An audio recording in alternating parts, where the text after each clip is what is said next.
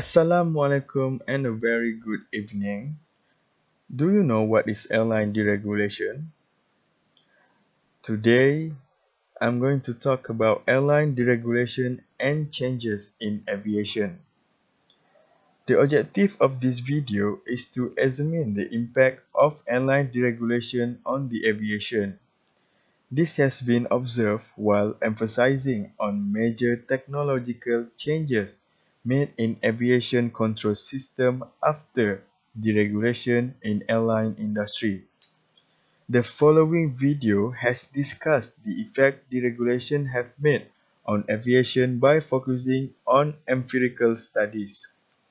The findings of numerous studies have provided the mixed result with regard to airline deregulation positive and negative impact on aviation.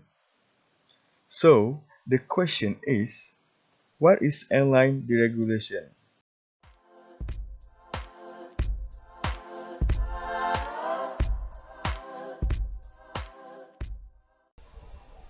Airline deregulation is term which is related with removing governmental imposition on market entry in airline industry and price structure of airline industry.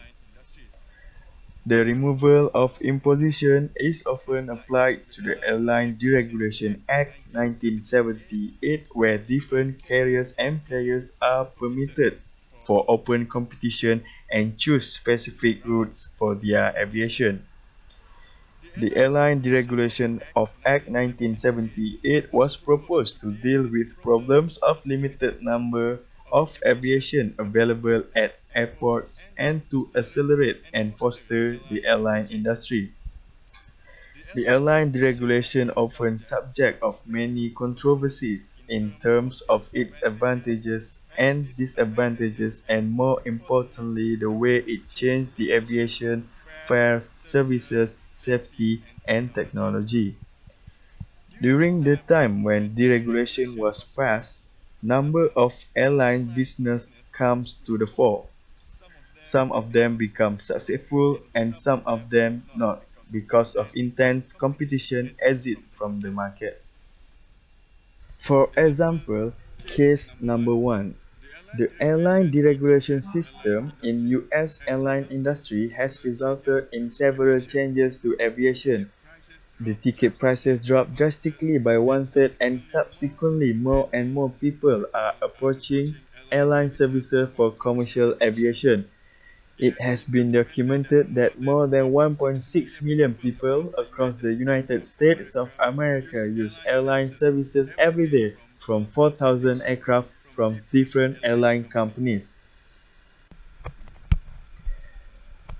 In addition, for the case number 2, regarding the most significant change in the history of the industry came in 1976 when the Civil Aeronautic Board asked Congress to dismantle the economic regulatory system and allow the airlines to operate under market forces. This changed the face of commercial aviation in the United States. Congress passed the Airline Deregulation Act in 1978, easing the entry of new companies into the business and giving them freedom to set their own fares and fly whatever domestic routes they choose. Deregulation of the industry was followed quickly by new entrants, lower fares, and the opening of new routes and services to scores of cities. The growth in air traffic brought on by the deregulation's first 2 years ended in 1981 when the country's professional air traffic controllers went on strike. Great airline names like Pan American and Eastern disappeared while others such as TWA and Continental Airlines sought shelter from bankruptcy.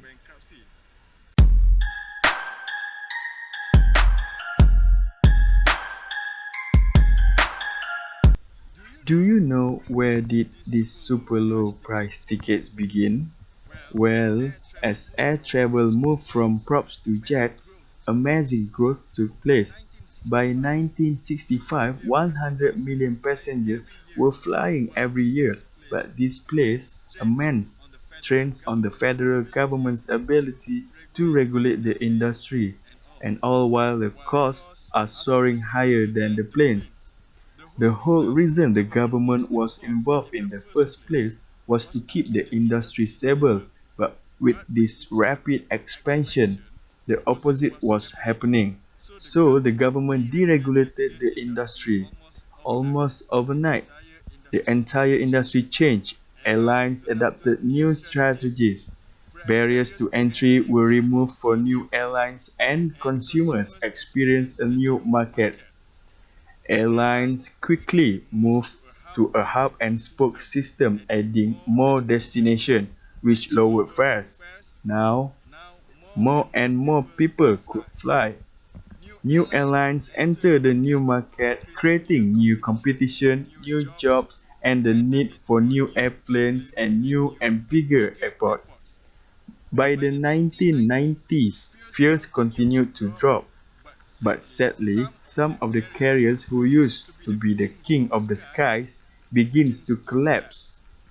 From 2000 on, the internet and modern marketing changed passengers' options to the market we have today. Thank you for watching guys. That's all for me.